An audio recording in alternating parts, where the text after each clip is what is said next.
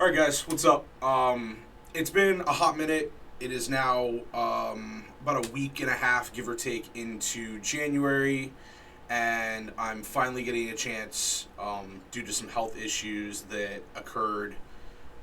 You might be able to tell a little bit in another portion of this video when I do the deck tech with our shop judge, Christopher Crowell, on his deck from Atlanta over the weekend.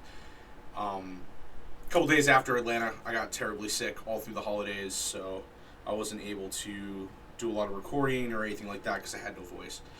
That being said, I did want to finish the video, do a wrap up, and silver lining on that is the announcement that was made yesterday about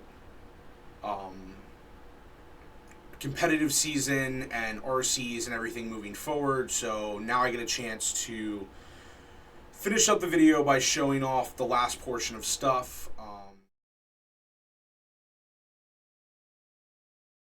Alright, what up, guys? So I did awful at DreamHack. So nobody wants a deck tech on my deck because I did.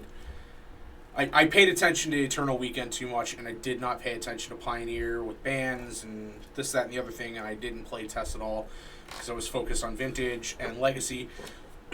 So I have Crowell with me, who is our shop judge, who actually, and also one of my Team Trio's teammates. Indeed. And one of the guys from Team Titan that play tests and everything with us, and the only one of us that made day 2 out of the, 6 of us that went? You had Pritick, Jackish, Hart, yourself, You. me. I think that was all that we had from Titan, right? I guess it was just 5 of us. 5 of us, and then, we had 2 people come up for LCQs and they couldn't make it. Yes, we did. They didn't catch their invite via the LCQs. And then there was a couple other people that we know. Yeah, there's a lot of people from the Tampa area. It was actually pretty popular. Yeah, between St. Pete and Tampa, there was a lot of us that actually qualified. And of all of them, including the 6 or 7 Tampa people, none of them made day 2 either. No, didn't Brandon? Brandon made day 2.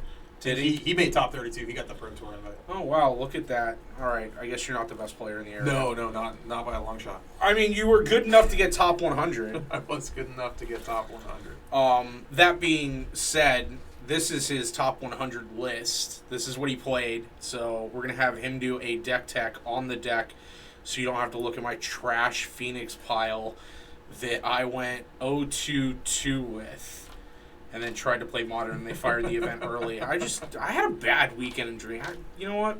DreamHack kind of sucked. Not going to lie. Looking forward to Denver because it's Modern, but DreamHack in Atlanta sucked. All right. So, walk us through it. So, basically, I have been playing Blue-White Control since Blue-White Control exists. And anytime it's good, I like to play it more. So, this is the Pioneer deck that I have been running since, I believe, the start of last year. Obviously, we've gotten some significant upgrades that were a lot better here before we went into the RC at DreamHack. Thanks to Caverns of Ixalan giving us actually a lot more nut cards than I thought we were going to get. So when I was reviewing what was going on in the format, I did want to take advantage of the information that we could get online from what kind of decks we're posting on MTGO, what was happening in major events all over. I like to use MTG Top 8 online to see what's winning big events. Obviously, I had initially looked at doing the Appraiser combo just because that deck just was insane. And then I couldn't get the cards together for Amalia, and I also just thought Amalia was very, very weak to control, and I figured there would be quite a bit of it. Obviously, my hope was to pretty much dodge Rakdos all day and play against Amalia and Phoenix, which unfortunately wasn't able to do. But basically, we had, breakdown of Blue-White Control, your standard, everything you can possibly have is an instant play on my opponent's turn style control. running, we had 27 lands. I believe we were up to, let's see here, I think it was like three copies of March, 4 copies of Get Lost, which was the biggest, increase, or biggest and best card that we got from Ixalan. Just, kills everything. Creatures, planeswalkers, enchantments. Somehow it doesn't hit artifacts, but we got marches for those, so that was fine. Dropped our counter suite down a little bit to incorporate those. We were running some Fateful Absences, but those all got cut for the Get Losts, and then we lost a Dovin's Veto and an Absorb for the other 2 Get Lost. One of the bigger and better cards that was advised I should be running by one of our local players was Quick Study, which is basically instant speed divination. So 2 and a blue, draw 2 cards, instant speed. Definitely the powerhouse of the weekend. Just the innate card draw even helped a lot against Rakdos, basically being able to change my 1 Quick Study into 2 cards, so their discard effects are a little worse, and trying to help win that top deck war. Temp Lockdown, obviously massive player in the Amalia combo.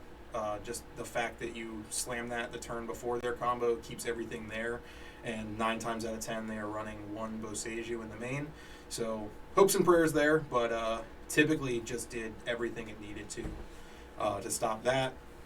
The one of Narset Parter Avails, just number 1, fantastic dig spell in some of the creature matchups where I can slam a Temp Lockdown or a Supreme Verdict, and then the next turn while they're trying to rebuild their game plan, slam that and allow me to dig a lot further.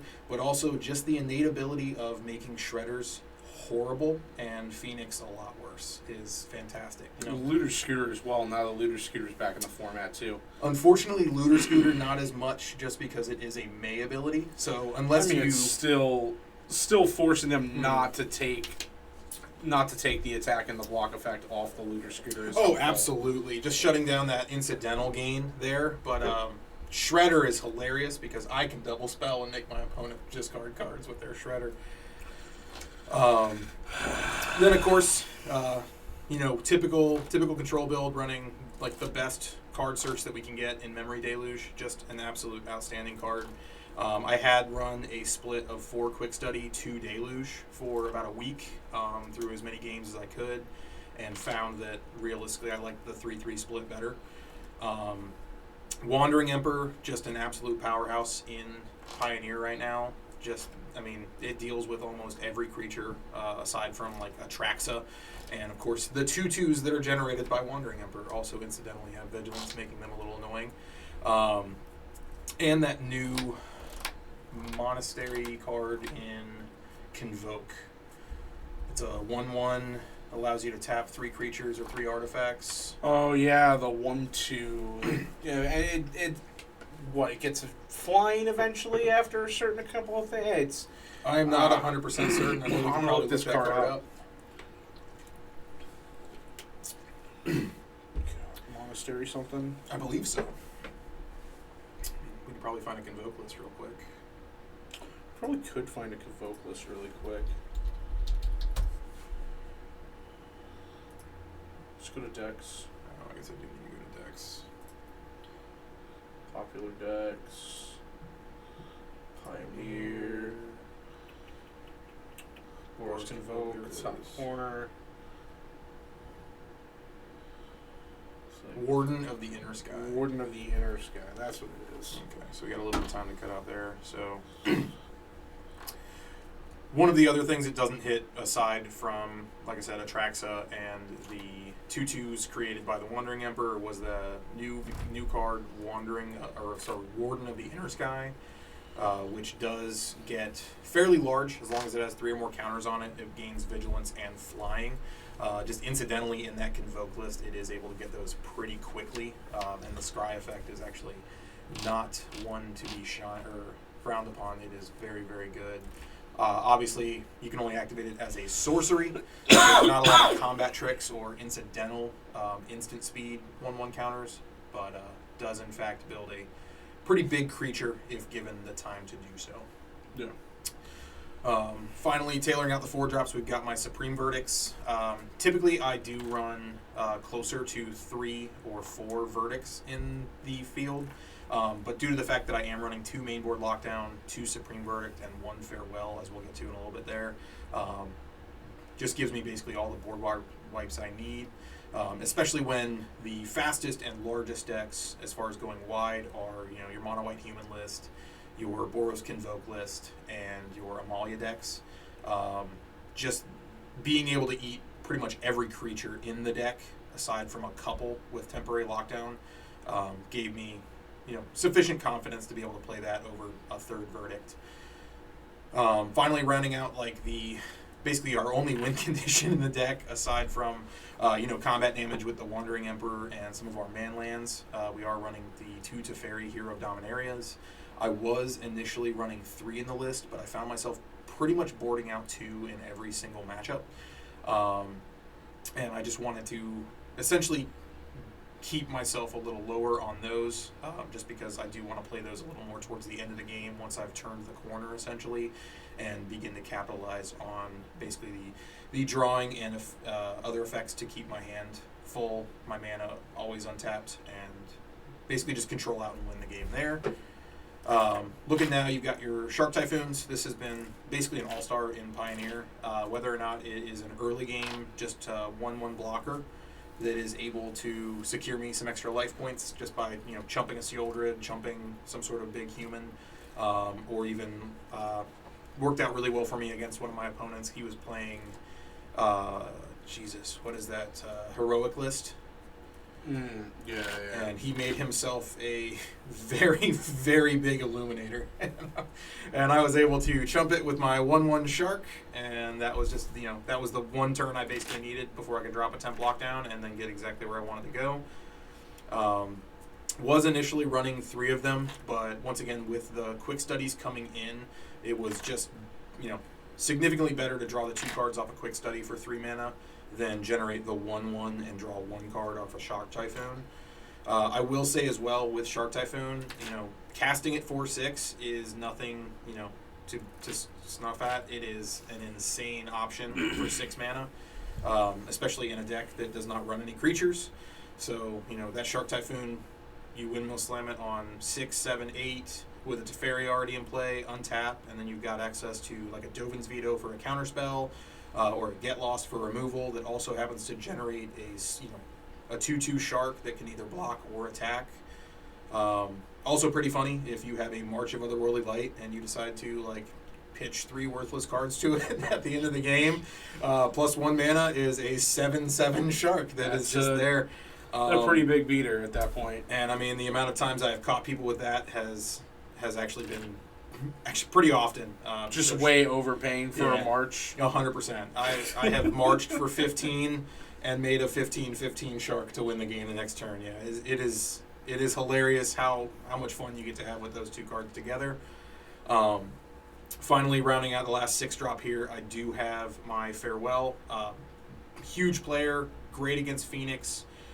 Great against any decks that are trying to play any sort of indestructible artifacts, things of that nature. We had one of our guys on Scissors, and Farewell, just being able to eat his lands, his creatures, everything is pretty big.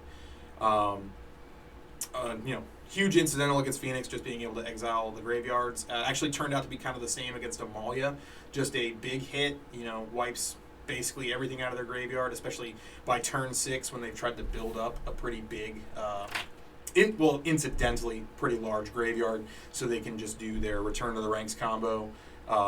Farewell just eats that and just basically takes them back to square one. And unfortunately, at turn 7, turn 8 in the game, when a Farewell drops, it's pretty easy that I've won from that point on control. Obviously, in the main board over here, we do have the contender for the probably most one-off of card, which is Hall of the Storm Giants, 7/7. Yeah, let's go over the land choices you have here. You've got a pretty big breakdown of atypical 4 and 3 ofs, and then a slew of 1/ofs. Yes. Basically, what I was looking at initially when I first ran the list was actually a lot of 4/ofs. 1/ofs, of course, being pretty much there the entire time, were the Castle Ardenvale, Otawara, the Iganjo and Castle Vantris. Okay. All of my utility lands, Castle Ardenvale, Castle Vantris are huge. I believe, personally, I prefer Ardenvale if I was going to pick one over the other. Just the ability to incidentally make 1/1s and swarm your opponent's field if they're not doing anything. Really, really great actually in the control mirror, just because it does lead them to keep in, one Supreme Verdict. They do have to have, some optional removal, just because you do have the ability to make a very large, just slew of guys. Slew of 1/1s. I had considered running Mirix in this slot, but just didn't get enough testing on it to go anywhere. One of the biggest cards that actually came up being very, very good this weekend was the inclusion of Sunken Citadel. It's one of the new Ixalan lands. Basically, when it enters the battlefield, it enters tapped. You have the choice of a color. So, obviously on my list I'm choosing blue or white. You can then tap it for 1 mana of the blue and white, or it has a second option. It taps for 2 mana of that one color to activate the abilities of lands. So pair that with an irrigated farmland. You're cycling for 1 land, basically. Pair it with Iganjo. You're channeling for 2. You're basically channeling for 2. Same with an Otawara. It just incidentally reduces those, and it's huge. One of the biggest combos that I was running with it was essentially it plus Field of Ruin. There were a couple of my opponents who I noted in the open deck list on round 1 that were not running any basics. I believe I witnessed that. There was was it Greasefang? Mm. Yeah, your Greasefang opponent. I was standing by to hear his comment, which was, "Man, I'm so happy about these open deck lists open deck lists for round 1 or game 1." After you opened with a Sunken Citadel into a Field of Ruin. Yeah, I took a little bit of advantage there. Upon viewing his deck list, I believe it was noted that I made an audible because he was not running any basics. I heard the and I was like, I don't know what he just saw that was spicy or not. And after the Field of Ruin on turn 2 and his opponent not getting a basic, I was like, oh, that was the the no basics. I'm going to keep this Field of Ruin hand. Did you mull the 6 on that? No, that was the opener. The opener on that the first hand was actually 2 lands. I believe it was an irrigated farmland and Castle Ardenval into the Field of Ruin. But unfortunately for my opponent, he was on the play and he kept a risky 2-lander that did not lead to a 3rd land on turn 3. So when I noted that, it was go time. So we basically went shields down for a turn, slammed a Field of Ruin, and then went ahead and just took him off of the lands. Actually kept him off of his 2nd land for another turn, which was just enough for me to basically capitalize on that game and make it to where he couldn't do anything. Game 2, I did in fact get to keep a Sunken Citadel Field of Ruin opening hand, and basically kept him off of his turn 2 and turn 3 lands pretty efficiently. Cue the goofy, I'll fucking do it again meme. Yeah. Pretty. But yeah, Sunken Citadel, just being able to net you that extra mana into activating a Hall of the Storm Giants, it caught a lot of people off guard, actually. They're looking at your lands, they don't see 7 with Hall of Storm Giants, and they're not factoring in that Sunken Citadel taps for 2, and I've got 2 of them on the field. So being able to basically for 4 mana activate a Hall of the Storm Giants, block, and still hold up interaction, whether it be a Dovin's Veto, a Get Lost, even later in the game, being extra things such as Wandering Emperors and Absorbs, Quick Studies Deluge. It was absolutely a house. And it just overall was really, really good. I do also enjoy the inclusion of the 2 Restless Anchorage. Just tiny colonnade. Man land, isn't it? Yeah, so it is a 2/3. It activates for 1, a blue and a white. It has flying, and when it attacks, it creates a map token. Map tokens are not the greatest, but still just incredibly efficient at, generating some additional card value when you need it, or making sure the top of your deck isn't a dud. So there were numerous times where I would attack with a Restless Anchorage, make a map token, and then pass the turn holding up, my interactive mana, allow me to slam a Wandering Emperor, make a 2/2 guy, and then on the next turn activate that map, either targeting a Wandering Emperor, targeting a Restless Anchorage, just to get that either extra point of damage in, extra land in my hand, or at least, make sure that my top decks are going to be where they're at. Obviously, the map tokens have to be activated at sorcery speed, so they're not instant speed. So once again, just kind of that lack of... See, this is me not paying enough attention to Pioneer. I was like, just cracking them in N Ste, man, sounds great. But at sorcery speed, yay. Yeah, a lot of people tried to do that, because Get Lost makes 2 of them, and nobody knows what maps do. So... Oh, so you were giving away a lot of map tokens last weekend. I was, but temporary lockdown also lets me take them. So sometimes I give them to take them away. I giveth and I taketh away. Yeah. So just a really great interaction there. Like I said, the map tokens just netting additional lands. In the matchup, I obviously want as many lands as I can get, or just growing my 2/2s. Heck, even, once I put 2 of them on a Restless Anchorage, a Phoenix can't beat it. Like, I've got interactive mana at that point. I just animate, block. Yeah, math checks. It's a big dude. It gets to be a very, very large creature, especially if they have a way to pump their Phoenix. It still just eats them up. So I did like that a lot. For the main board, realistically, noting... everything I went through this weekend, I did want to make some small adjustments.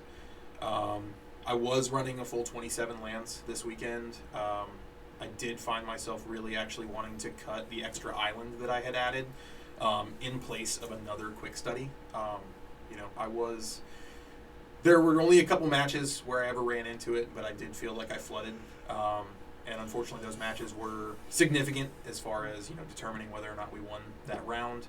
And unfortunately, a couple of those, it was just, drawing basically 5-6 lands in a row, not being able to land what we needed to land. It did end up costing us a couple games. But overall, the deck performed remarkably. Every other game I lost or draw really came down to, skill level, making some plays that may have not been the best, but, going for the options we went with. So we really liked those. That's pretty much it on the deck. I think we've covered everything on the main board here, yeah. Let's get the main board out of the way and we'll take a look at the sideboard. I'm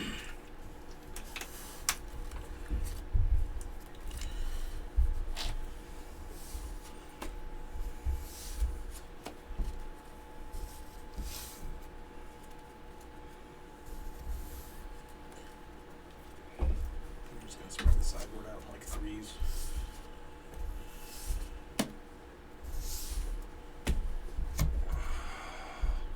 Oof, super glare. Super glare.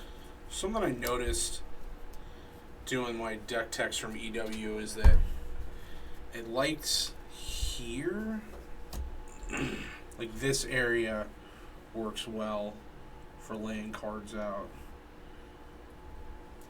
So like if we lay it right across... Oh, should we stick like this side?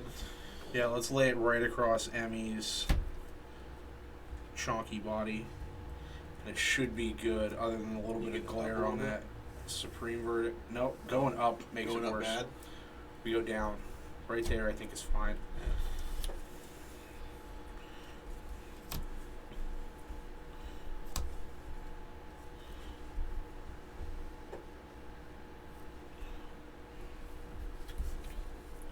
I think we can make this work. Well, I think it'll be legible. Yeah. All right, let's walk through this here. So yeah, shifting to the sideboard, realistically, I had just been planning for kind of the biggest decks that I thought would be problematic. I anticipated a pretty significant portion of the field to be Amalia, Phoenix, and Rakdos. They're just shocker. Going happened to be yeah. the 3 most represented decks. I think it was Amalia, Rakdos, and Birds. I believe so. Day 2, I think it was actually remarkable. Azorius Day 2 pretty significantly. It's almost like when you take the new kid on the block combo deck and then the boogeyman out of the format, then all of the annoying decks that were kept in check just come out in slews, and then the control deck that was also kept in check just gets to prey on all the unexpected ones. Yeah. I'm bitching about mono green being gone. Yeah, I mean... It's so dumb.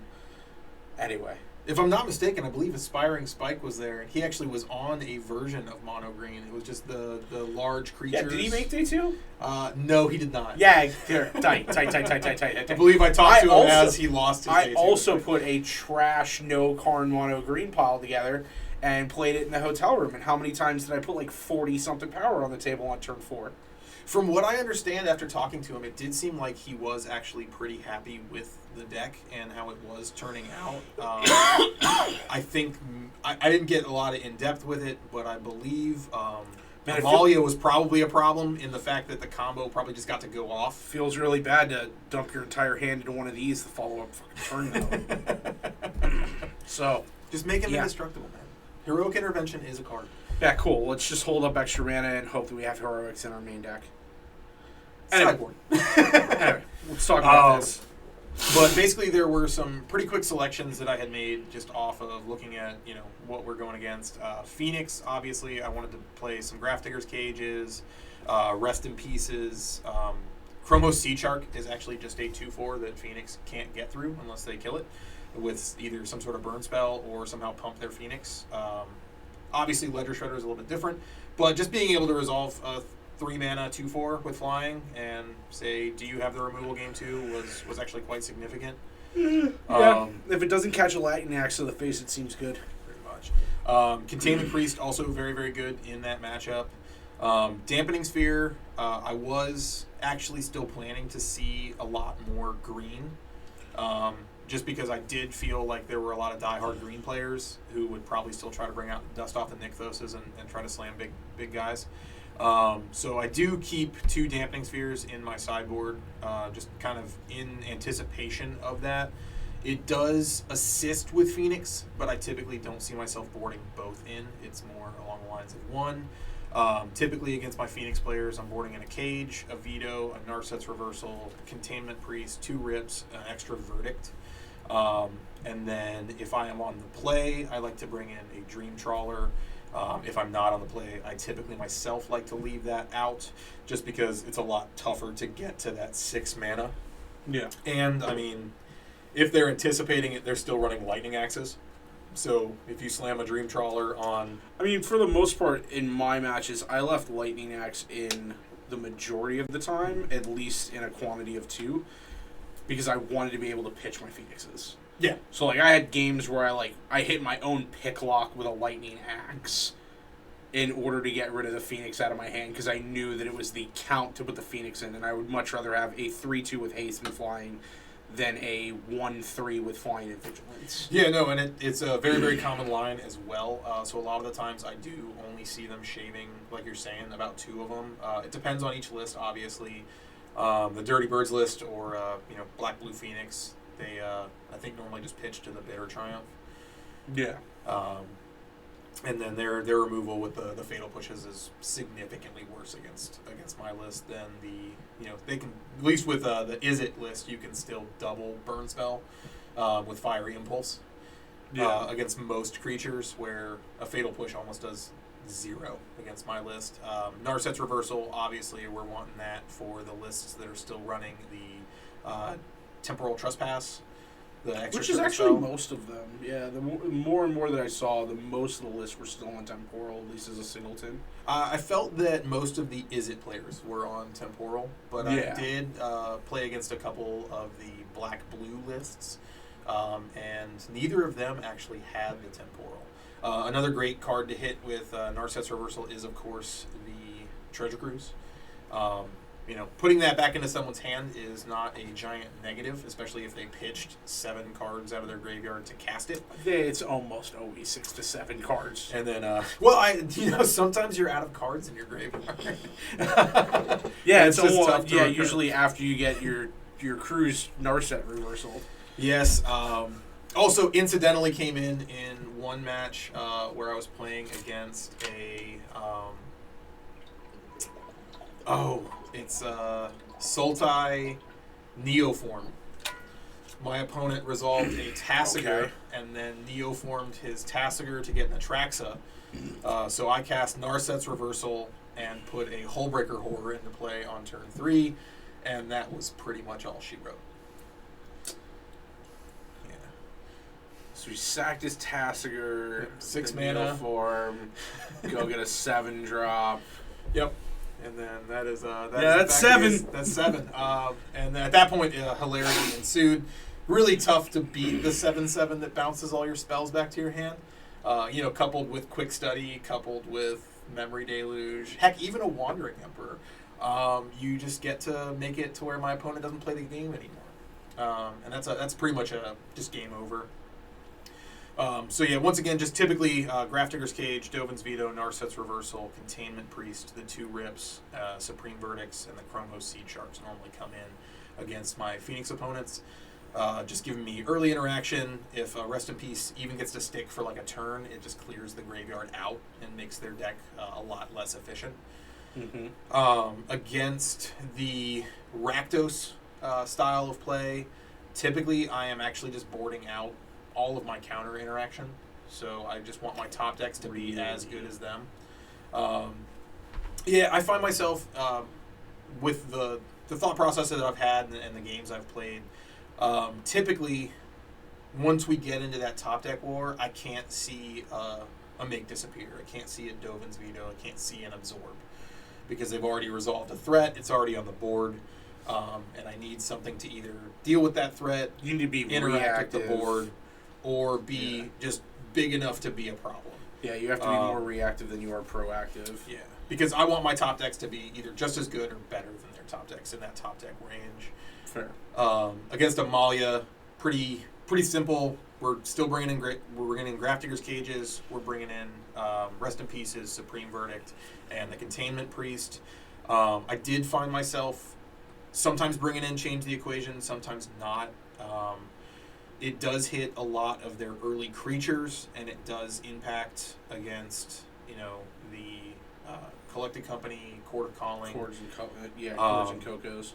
So it does hit those things incidentally, but realistically it was about 50-50 I brought it in. The bigger impact, of course, being, Grafdigger's Cage, Containment Priest, Supreme Verdict against almost every Amalia player that I got to resolve a turn 1 Grafdigger's Cage. It was basically a win. Most of the Amalia lists that I ran up against were pretty easy matches. I will say that some of the Amalia lists were running a copy of what's that 4-mana artifact that Jackish runs in Rona combo? Aetherflux Reservoir, because they ran one in the main board. If they got to combo off at any point, it was just, if I can stick this, I can kill you. And unfortunately, it did end up killing me once, just because I could not find the removal as far as a counter spell for it, which did end up costing me a game against that Amalia player. And then the other one just got to do his thing at one point. I was not able to properly interact, and I got to eat 20 to the face, which is sufficient in ending the game. Fair. The other lists I played against were, once again, Boros Convoke. Really don't have a lot that I bring in that matchup. I brought in a Verdict. I brought in Dream Trawler, Lyra Dawnbringer, and a Dovin's Veto, as well as Change the Equation, just because the... Dovin's Veto in the Boros match? Yeah. Their percentage of spells is about 90%. And they board in a lot of stuff that makes either the creature indestructible or untargetable, unblockable. Gives it protection, essentially, God's Willings. So I wanted stuff that could interact with that, and removing kind of my top end stuff that doesn't do anything. Make disappear a lot of the times in that list or in that second matchup is just not as efficient as it needs to be. You know, by the time we get to turn 4, turn 5, they're basically holding up that 1-of spell that's just designed to protect their creature. So I need a card that actually deals with that spell right there. Obviously, just incidental life gain off of Dream Trawler and Lyra, as well as providing a pretty decent blocker and threat to end the game is nice. And then, you know, just basically running through it that way against your Neoform decks. You know, I brought in Rest in Peace, I brought in Containment Priest, I brought in Supreme Verdict, just typical stuff to stop our opponents. Yeah, I'm trying to think of any decks that we haven't covered as far as stuff that popped up that weren't just like the other percentage. There was like the small percentage of people who show up with green-red Eldrazi ramp that just there's 2 Eldrazi guys in the room out of 1,300 and something players, and they don't make it past round 4.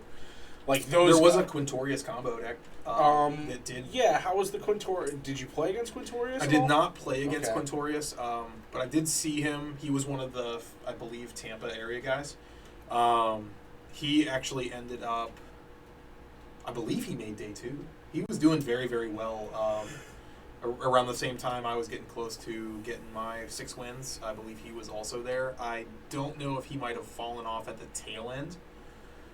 But from what I imagine, from what I remember, the first half of his day was actually very, very good. There were lots of people complaining about the second one. The top 8 was pretty diverse as well, too. We had 2/2/2 on decks. 2/2/2.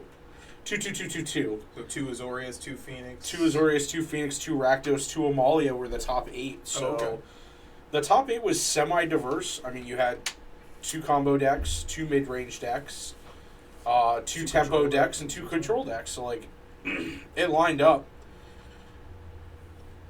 I mean, it definitely wasn't Dallas that was very...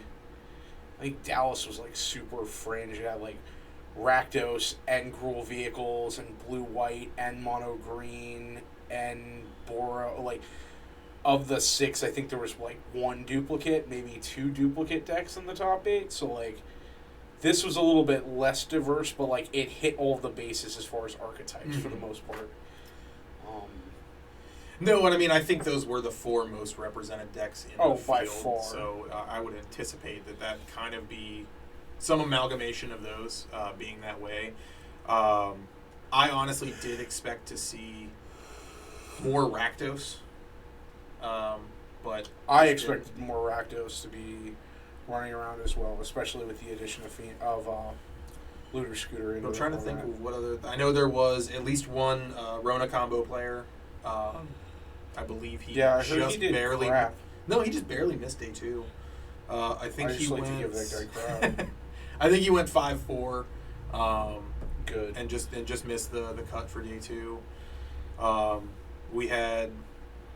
Let's see here. I know there was a few Rakdos vehicles lists. It was amazing, though, the last chance qualifiers on Friday. From what I understand, it was 50% Phoenix. It's a lot of birds. That was a ton of birds. Well, we were in Atlanta, so you got to expect a lot of dirty birds. I think that was my deciding factor. I got sent 2 lists. I got sent Amalia and Is It Phoenix. And I was like, man, do I want to play a ton of Is It Phoenix mirrors? Or do I want to play a ton of Amalia mirrors? I guess I'll play a ton of Is It Phoenix mirrors. We're going to Atlanta. Might as well dirty bird it up. And that was... I should have just went in and got my promo and played side events. The one side event that I wanted to play that I didn't get to fire. I mean, because the vintage event Sunday vintage event didn't fire, and the modern event fired early. Fired 15 minutes early without you. That was a 15 minutes early without me with an odd amount of players, so that someone got a buy. I was like, you guys suck. This venue sucks. DreamHack, you suck.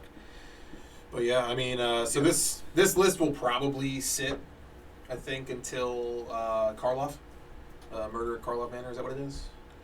Yeah, Murder of Karlov Manor is coming out in February, so that'll be the next standard The next set that comes out that affects any kind of rotating or non-rotating formats. I know. They've already announced that our boy Lightning Helix is coming to Pioneer, which makes me pretty excited. I am a huge Jeskai fan. So if are we splashing red in this thing for a set of Lightning Helixes? We're gonna find out. I think we're probably gonna start with 3 and then tune to whether we want 4 or 2. I think you start at 4. I think Get Lost is still gonna be the champ. So I don't know. You don't need marches. We still need March. March is super good. You don't need lands. Just cut lands. We can cut lands. That's the way Magic players go. They're like, oh yeah, this is a really good card. We'll just cut a land. No, I believe what we'll probably end up doing is looking more at a tempo style list. Just kind of matching what I was playing in like 2017 Jeskai Modern. We've got Spell Queller, we've got Lightning Helix. We now have, a sort of 1 mana removal in the shape of March of Otherworldly Light. Get Lost is going to be outstanding. We've always had Teferis, so we're going to keep rolling that. So we might look at... We could get nuts. We could get Path to Exile, too. It could get crazy, man. Let's get Sword Supply here. What if Snapcaster makes it? Jesus Christ, please give me Snapcaster Mage. Dude, right? Let's see what that looks like in a world. I think it would be banned almost immediately. If I was going to be honest. I think Phoenix would get better. You know what? Just print fetch lands into Pioneer and let me have a Deathrite Shaman format. Fetch lands are banned in Pioneer, sir? They would just have to unban them. Yeah, unban the cons ones. And let me have a Deathrite Shaman Summer. Why don't you just play mono black with Field of Ruins and Sunken Citadels and have make your own Deathrite Shaman winner? I might. Do we got any good swords? I heard all the swords suck in Pioneer. I mean, there's the blue-black one. It dodges sucks. Like half the removal in the format. It does dodge like half the removal, except for all the red removal. I mean, yeah, but if Phoenix switches over to lost. If Phoenix switches over to black-red, you're fine. Ugh. I don't know what our other sword is. Our other sword white? No, it's the green-red one. It's the play an additional land. Oh, okay. I was thinking of Hearth and Home, the one from Modern Horizons. Maybe the green-red one's actually good.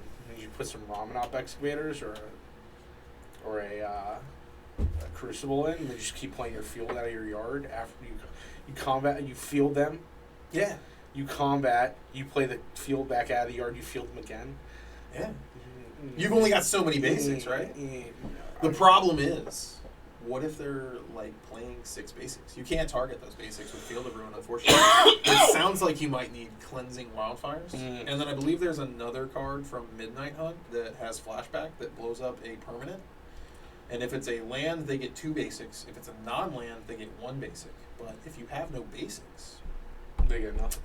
You get to go 3 mana, blow that up, 5 mana, blow it up. Deathrite Ponzo. Dude, I'm in. All right. I'm in. Next list.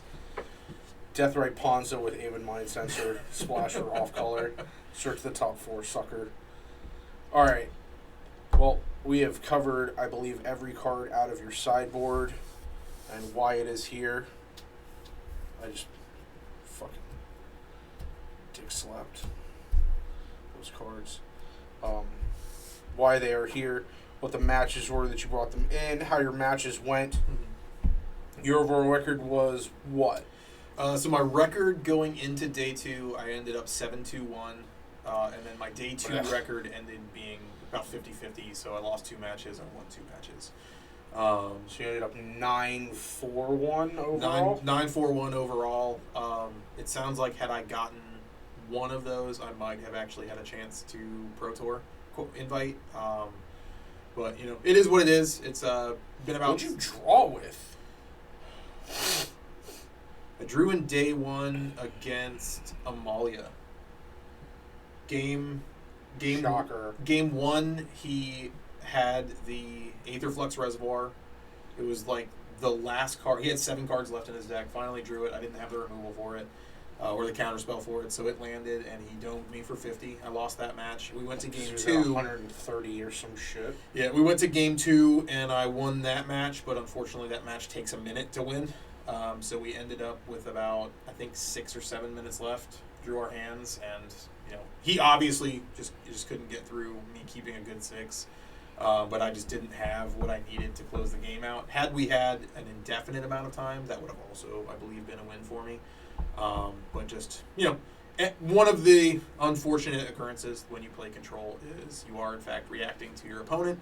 Your opponent does have a lot to think about, so you do end up, a lot of the time, both of you needing a little bit of time for thought, and it does end up being longer than average games. Unbanned card, no thinky. Mana go. I mean, I don't actually know how Mono Green would have done. I believe Amalia would have actually been a huge problem for you. Oh, absolutely. But it depends on, I guess it just depends on who combos first in that matchup. We can always test it out later. Let's see. We can. But I still have my list. I played against Amalia. I'm not 100% sure on their bans. We did expect the Appraiser ban, obviously. I think that card. I knew Appraiser was gone as soon as I saw the decks that were coming out. How the deck was playing out and everything that was involved. It was just one card combo makes it too good. I definitely did not. I did not want to see the Karn ban, but then again, I still get to play him in Modern. I still get to play him in Legacy. I still get to play him in Vintage. Yeah, restricted in Vintage because he's that damn good. nothing like slamming a Karn and making your opponent's $20,000 Black Lotus be a fucking pitch card. Yeah, Dark Steel Ingot or. Not even that, because they can't. It's not even indestructible. I'm just like, oh, that's cute. I'll plus my Karn on that. Bye-bye. Just to do nothing. Just to do nothing. Just a dead card to hold in their hands, just so I can sweat and think that it's something good, like a Ancestral. Mm-hmm. And it's not. But yeah. No, I mean, overall, I think the deck performed very, very well. I do hope that going forward, we see a little more variety. I'm not super happy with Pioneer if it does end up being a 4-deck format. That was one of the bigger things of Pioneer was being a deck format with more variety. Just because you didn't have to the ban. Well, not even prior to the ban. I would say that prior to the LCI printing of Geomancer, causing basically the entire format to go, oh shit, there's a turn 3 win deck. Mm-hmm. Pioneer was very much a throw it at the wall and see what sticks format. Like, you could show up and be like, oh yeah, I play Gruul Bard class legendary aggro and top 8 consistently. Blue-white control, mono green, Boros Pia control, like tempo, that deck. Red deck wins, Obosh red, because those decks are two completely different animals when you look at them on paper and in play style. Dimir Fairies. Was it Dimir Fairies? No, it was Dimir. Dimir Rogues. That's what it was. Dimir Rogues, not Dimir Fairies. I haven't seen a Fairies list. I want to. I love Fairies. Yeah. I want them to be there. There was... Instead of Spell Stutter, they could have given a Spell Stutter Sprite. There was one word away. Yeah, there was Jeskai tokens. There were so many decks in the format that... Like, put numbers up, too, that all of a sudden you were just like, oh, this deck 5-0 to League, and you're like, at 5-0 to League. And then 2 weeks later, you're like, oh, yeah, 3 different dudes also 5-0'd leagues with this, so it's not a Doomwake killed an event with it, or Doomwake Spike situation where they crush a 5-0 and they're like, this is the new deck. It was something like came out of the woodwork. I mean, I think in Dallas I played against a guy that was on the like green-red Convoke with the dino that gets bigger. Oh, the Dino Thud? Where it it just shat out the giant dino with Ward, and then it was like, swing it, thud it, game over. Like, now it seems like with the ban, with basically the removal of Karn, who was like the boogeyman of the format, and Big Green being this like, you have to deal with this combo deck that has silver bullets that he can grab game 1 to answer things.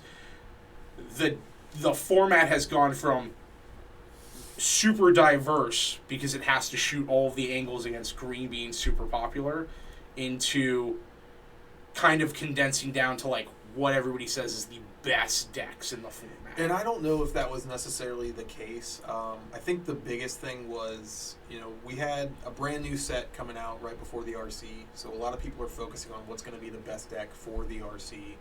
And then, of course, you had that. Like, I 100% think if Geological Appraiser had not been banned, it probably would have been like a 50% showing for the RC. I think that deck would have just been like, this is the best deck, we're going to play it. Which ended up being Phoenix and Amalia. Well, that's the thing. I believe that because that was banned, it made everyone kind of shift to, hey, I have to scramble and find another good deck. And Amalia, I think, was just very, very popular because, incidentally, it's a turn 3 win. If uninteracted with, it was also a turn 3 win. And then against a lot of decks, it put up ridiculous numbers. Like against Phoenix, if Phoenix wasn't able to like early 1-for-1 with removal and then keep them from doing something, they just get to go to 100 life. You remove the creature. Well, it's the inevitability of it is the problem. Because I played against Amalia on Phoenix, and game 1 I was like, oh, Wild Growth Walker, impulse it. Oh, a Wild Growth Walker, lightning axe it. Oh, you're going for the combo? In response to the first trigger, kill Amalia, I'll eat the 3. Kill this, kill this, kill this, kill this. Eventually, I ran out of kill spells. And I mean, I think the other problem is if they incidentally do get to go off and they've got a 2020 Amalia, you can chump block it all year long with a Phoenix, but you just cannot whittle down that life gain. You're looking at, I think the average that I saw was like 85 life after a combo. Yeah, because you're gaining.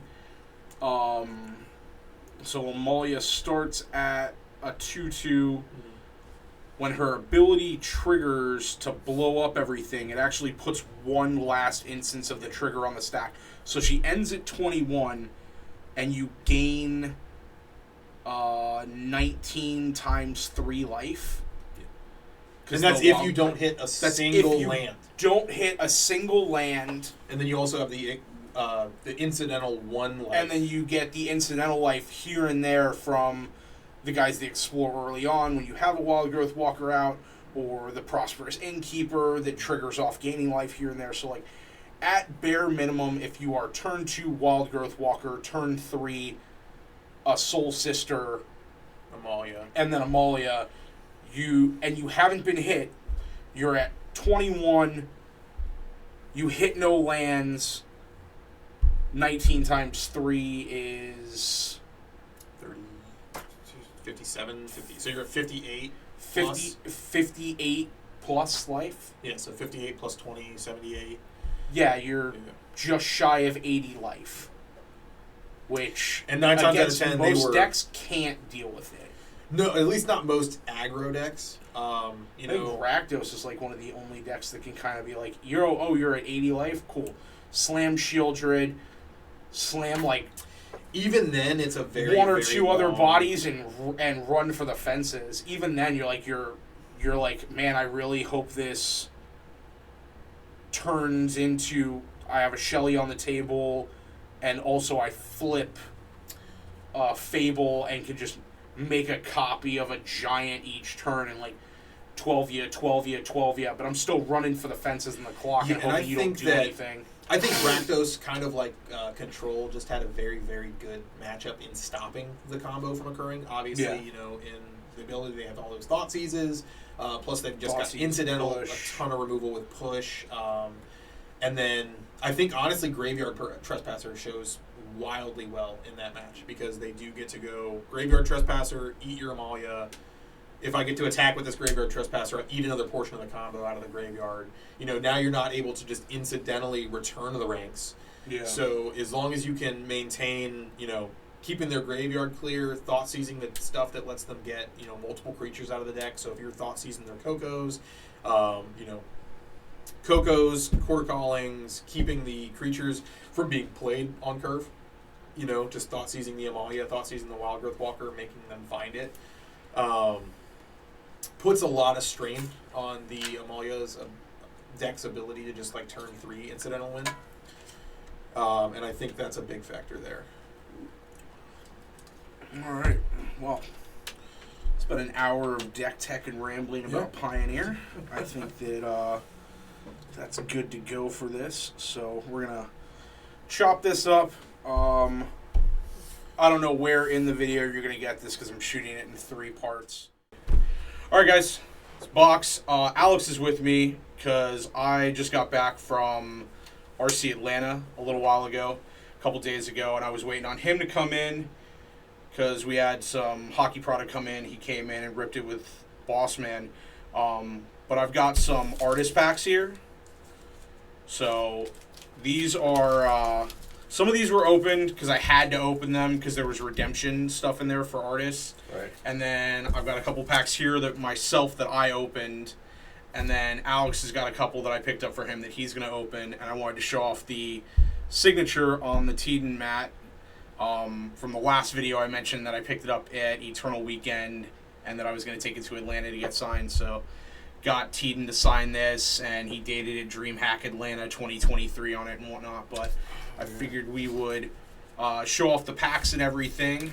Move the mat so it's not all bunched up on everything. Yeah, these ones are still sealed. Yeah, you've got a couple that are still sealed. Mine are open because I wanted to see what was in them. So you guys are gonna see these first. Yeah, you guys get to see his fresh, but I'll show off what's in these. So, these are the Mark Pool packs. So in the packs are a couple of different things. So you got a couple of tokens.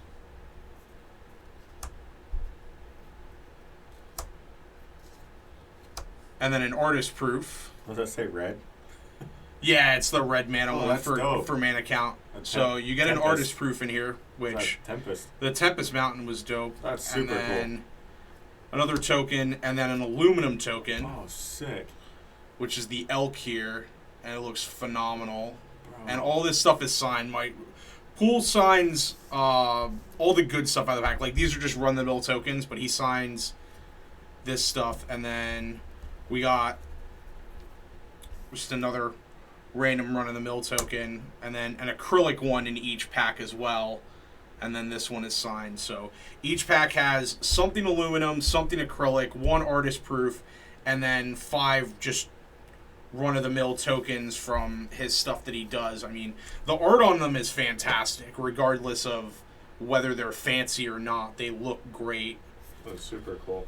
Are you allowed to play with artist proofs? You cannot play with artist proofs because they technically don't have a back, which is really weird because now you have all those secret lair and those modal cards that don't have magic backs either. But technically the artist proofs are not playable, but they're dope to have. And like most of the artists are like willing to do sketches or alters and stuff on the back of them as well. I've seen those, yeah.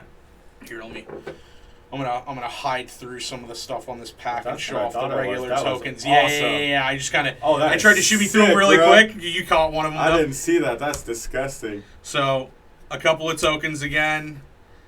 Oh, so this is a different pack now. This is the second pack. Okay, gotcha. So these were the regular tokens that were out of the pack, look at that and then that's sick. The acrylic red mana token. That's nasty. That's transparent. This one's really dope with Mark's signature. And then aluminum. That's super cool. Aluminum art print of City of Brass. Yeah, that's nasty. And then we got a signed Urza's Tower. That's super cool. Just a regular one.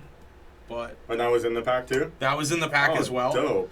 And then one of Mark's Shooting Star Forest artist proofs. That's sick. So he was telling me that in the packs, there's chances that the artist proofs are going to have like sketches or alters or something on the back of them. So I'm hoping, when I walked over, there was 9 packs left. I bought 7 of them. And I was like, I'll leave 2 over here. I'm going to go do a side event. I'll see what I get with tickets and whatnot. Maybe somebody on the floor will be looking for tickets, and we'll trade for some monetary value. And maybe I'll pick the last 2 packs up. And I was in line to pick up a stack of stuff that I got signed by RK Post, and he, one of the dudes in the line was like, "Oh, those are sick," because I handed these ones that were open to RK Post so that he could look through them. I think I went and bought them. And he's like, Mark's charging way too little for his artist packs because he's only charging $50. And the dude in line was like, left his girlfriend there to hold his spot, walked over, bought the last 2 packs, and then came back. So Did you see what he got in his pack? he did not open in front of me, so I don't know what's in them. So still the chances of like crazy sketches or something are in those ones that we'll are find still these out. Why don't you go ahead and open these? You already. I opened these and looked at these already to see if the redemption was in it. So why don't you open these? Okay. Because All these right, were so for you, but I had to check to see if there was a redemption in it. All right. So, this is Lucas. Yeah, Lucas. Yeah. Okay. So Lucas had artist dope. packs as well, and he's got dope tokens in every single one of them too. The first is the ring token numbered to 200. That's pretty sick. Yeah. And a soldier token, a serpent token, blood. Oh, that's pretty cool. Knight. I like the ring. That's super the ring cool. is really cool. Am I on camera? Okay, there we go. Yeah, we're good. All right. Here, let's shimmy it up a little bit. Yeah, there's a lot of shit in here. Yeah, his packs have a ton of stuff in it. I think his were 40. Yeah, that's it. Yeah. But it's mostly tokens. It was mostly just tokens, and then dragon you can ride on. Yeah, dragon to figure out the PT. Goblin. Oh, Terminate. And here we go. We got an artist proof for a Terminate. Scourge. Scourge of Valkus artist proof.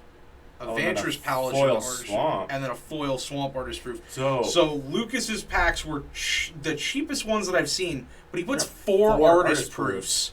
And a foil. And one of them foil in a pack. This one's really dope. This is the secret lair swamp with the zombies on it and everything. Yeah, right on.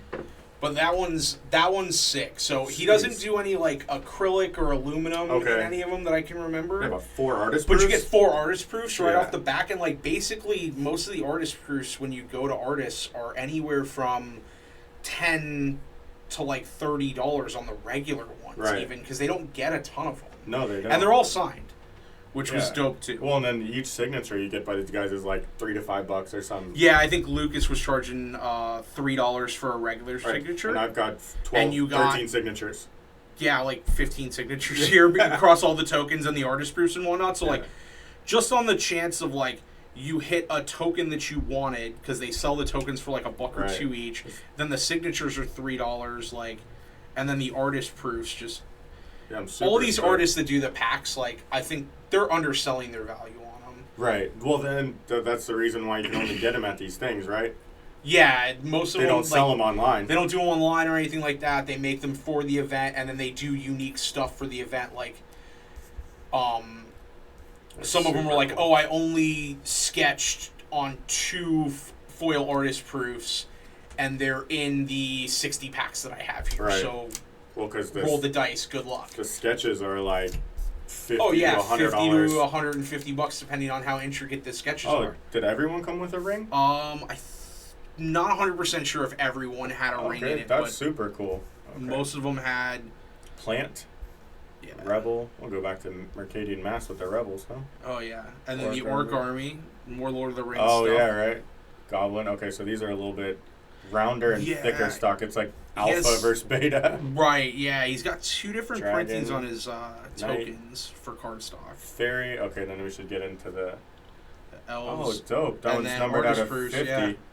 Ether Theorist, numbered out of 50. That's super cool. That's cool. Okay, I was like, did he sign something on the back there? No. And then Crested Herd Collar, Hunting Pack, and Glittering Frost. But that one's numbered out of 50. Yeah, so you got a limited artist proof. A limited artist proof, so he numbered that one. Let's see if it'll focus. Not really. Yeah, it's being a pain with all the cards in the back. Yeah, that's all good. That's super cool. All right. No, that one was a good pack. That was fun. I looked at all these because Lucas had redemptions in it. Right. But some of them I can't remember exactly what was in what pack and not. So like this is kind of a fresh experience for me. Okay. So there was a ring in everyone. Okay. All right. Cool. Which is super dope. Because there was 200 packs. Yeah. Right. So you can only get these from the Dream Hack, right? I think these ones were left over from the last convention that he went to. Okay, gotcha. But he said he only had like what was on the table was what he had left of them. Okay, gotcha. Elf. Neverwinter Hydra. I don't know how to pronounce. Lathel. Lightning Mare. Oh, and the another mountain. foil artist proof. Dope. And what's that? CLV? Oh, Baldur's Gate. Yeah, the Legends Baldur's Gate ones. So it's the ones with the like the extra flavor text. In them. Right, yeah. There we go. It focused in on it. Well, that's cool. Yeah, that's super. So a couple more artist proofs. The artist proofs are dope. Like I love when them. when you catch an artist like later on in an event and whatnot, if you manage to get a hold of an artist proof too, they're always happy to like sign something extra on the back or do a sketch on the back for you or something like that. I mean, of course you gotta pay for it. Yeah, well, like Still, that post. I showed you the Avatar of Woe. I had him do. The altar on it. Yeah, the altar on the back. Super sick, dude. All right, here we go, All right, kids. these are like hard fresh. These are still sealed. I've not seen. Box has not seen what's in. I haven't seen what's in these, and Mark said that there might be sketches on some of these, so we'll see what's up. Okay, so there's an aluminum red. The aluminum signed red. He token. must have put a lot of red mana in these. Flying Lifelink Vampire. Golem. Golem's dope art. City's Blessing. Bird. Storm. Ooh, what's the artist proof? I'm gonna keep flip it face over. down. Oh. Pest. And the Monarch. Ooh, an aluminum Monarch. That So we looks put two aluminums sick. in? Or no, this one's acrylic. Oh, that one's acrylic? Oh, okay. Yeah, this one's acrylic. It's just not the transparent acrylic like ready? the other one. What's the artist proof? War Sparked Chain Lane. I don't know what that is. I have no idea what that is. I don't Gains think I've first ever strike. played that. 4 for 3/3, and it's every creature type. All right. Eh. Yeah. It's not too bad. The Monarch, the aluminum Monarch is dope looking. That's pretty though. sick. Yeah. That card's nasty looking. Let's see if I raise it there you up go, here. yeah. Yeah. Look at that. I was going to say that the pictures don't do it justice, but that's pretty close. Yeah. That's pretty amazing looking. All right, cool. That was pretty So sick. that one was one of the ones from Atlanta. So Mark had two different artist packs while he was there. He had packs that were for Atlanta that were numbered out of 31, I believe, and then he had a couple of packs left over from Prague. And my packs were one from Prague and one from Atlanta, and then Alex has... Let's do one from Prague. Yeah, Alex has 2 from Prague and 3 from Atlanta. So I got 5 total. This is number 2. Okay. Oh, we're starting right with the... starting off hot with something aluminum. Blue mana. Everybody likes blue mana. Everybody makes a ton of blue mana. I hate blue. Really? Oh, yeah. Okay, so... I think these are artist proofs. No. Oh, no. He put... That would be... that one is... The Stang is an artist proof? Oh, that's nasty, bro. A Legends artist proof with the signature on it? Bro, that's nasty. That's fire. Dude, that's super dope. Oh, that's getting sick. Getting a hold of artist proofs from back in the day like that is so hard. Yeah, Legends is 94, bro. Yeah. Oh, that's one of the coolest things I own at this point. I own some cool shit. I know you own some cool shit. I used your Lotus while I was at EW. Cat. Goat. And black. Oh, that's cool. The acrylic black. Yes, you can. You have to put the hand up. Oh, there we go. Okay, yeah. Look at the detail. I mean, like. Oh, and it comes through great on the acrylic, too. Dude, I am so stoked about that. That is super sick. Because, I mean, like, it's not like they're printing these. He had that. Yeah, he had that left over. And then this is the dark. I mean, this is back from 94 as well. That's super sick. Yeah, when are you going to get a signed Morale that's, like, basically... That's almost pack fresh looking. Right. And then the Stang is... The Stang as the artist proof. Dude, yeah.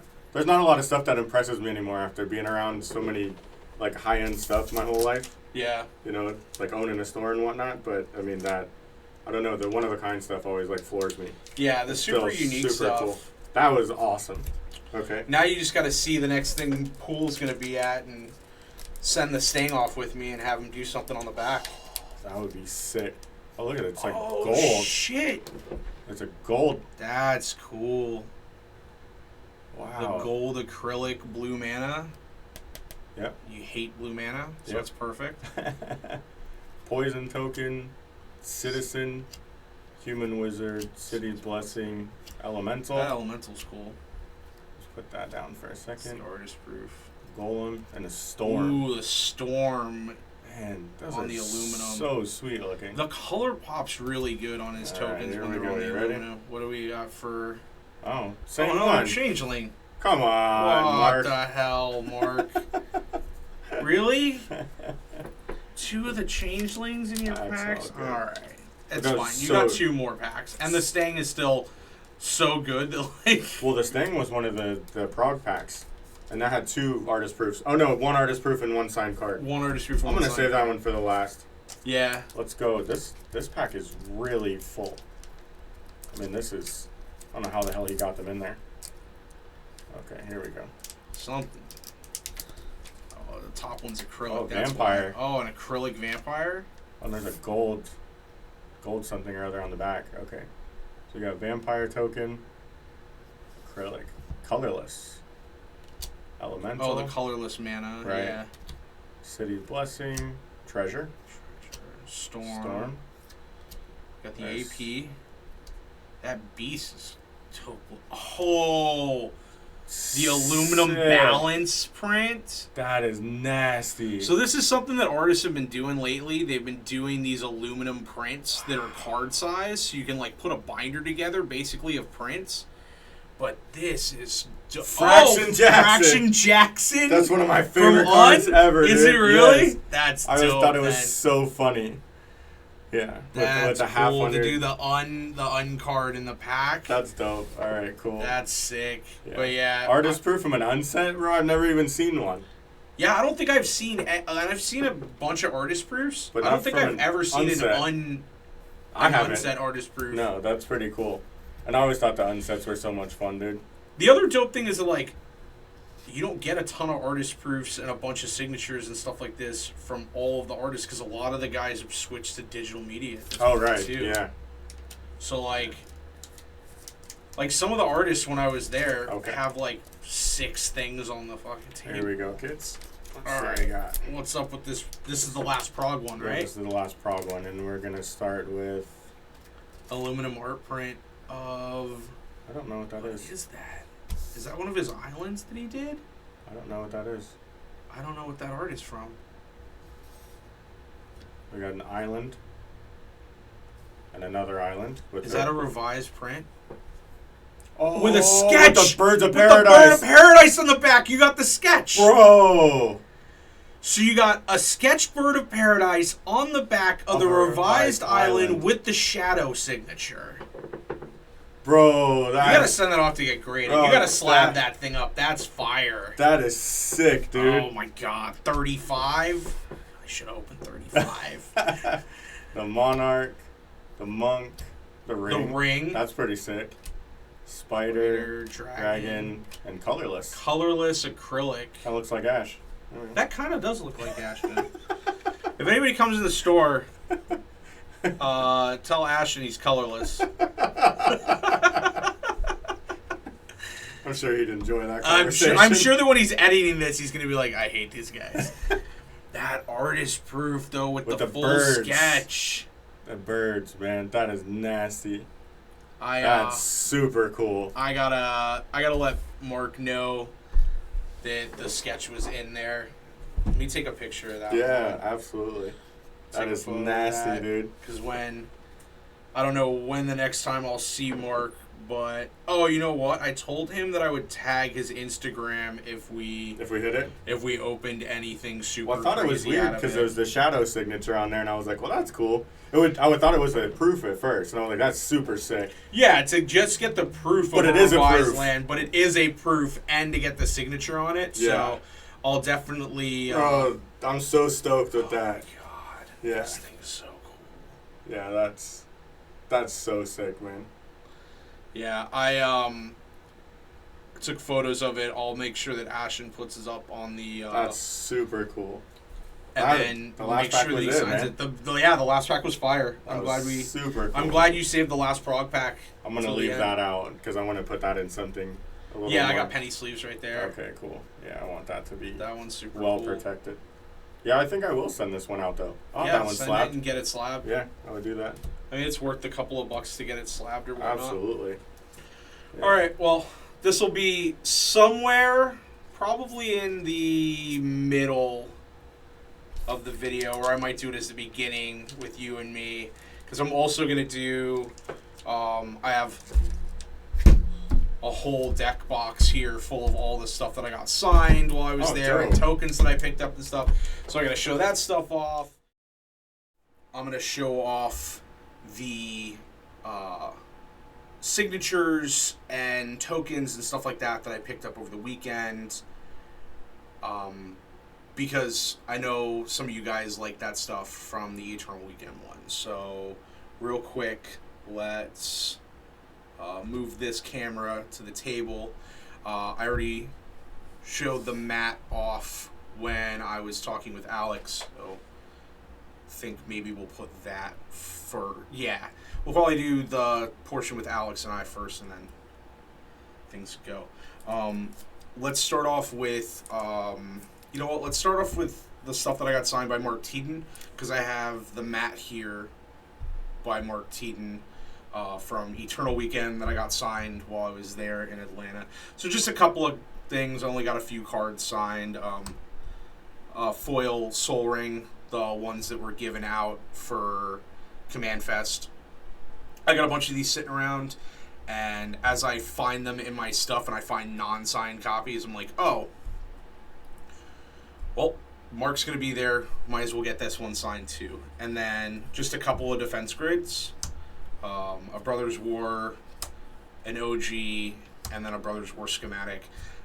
Again, I played defense grid in a bunch of decks, whether they be in Modern or Legacy, so as I come across them in my stuff, I just get this stuff signed. So it's just, signatures for Mark are few and far between, because I have a lot of his stuff and a lot of it is already signed, so it's just, as I see him at conventions, I get more stuff done. Set these off to the side here. Let's go with Mark Poole, who I got to sign a couple of things for me as well. A couple Howling Mines, the Brothers War retro artifacts, and then a foil schematic one from Brothers War as well, and then a play set. Shimmy these up just a little bit. A play set of the pre-release Bring to Lights. I was playing them in Modern for a little bit, but I don't really have a deck to play them in now. But I figured that I would get them signed anyway, just because I like the art on them and everything. And Mark's signature looks really good at the bottom. And then the big one that I was able to get Mark to sign was this. So I'll do a little bit of a close-up on the camera here. Is my Fast Bond that I got him to shadow sign. Granted, I don't currently have a deck that I'm playing this in. I was playing it in Canadian Highlander until the scene around here for Canadian Highlander kind of got a little bit too sweaty and went to the wayside, and everybody was like playing like super aggro turn 2 kill decks, and I was just like, alright, well, this isn't really fun, and if I'm going to be super sweaty and play competitive, I'll play Modern or Legacy or Vintage. That being said, maybe I'll build a deck that plays it in Vintage. I haven't yet. So those are signatures from Mark. I let him decide how he wanted to sign the Fast Bond, and I was just like, I want it shadow signed. You tell me what, because he had like 5 different greens over there, and he's like, I think like a muted green would look really good with the background because it's revised, so it's not like super saturated as far as the art and everything. And I think it came out really, really good, and I really dig it. And now it's making me want to figure out a deck in Vintage that plays Fast Bond and play that. Let's talk about Lucas. In the video, you saw Lucas's artist packs and whatnot, but I have a bunch of stuff that I got signed by Lucas while I was there.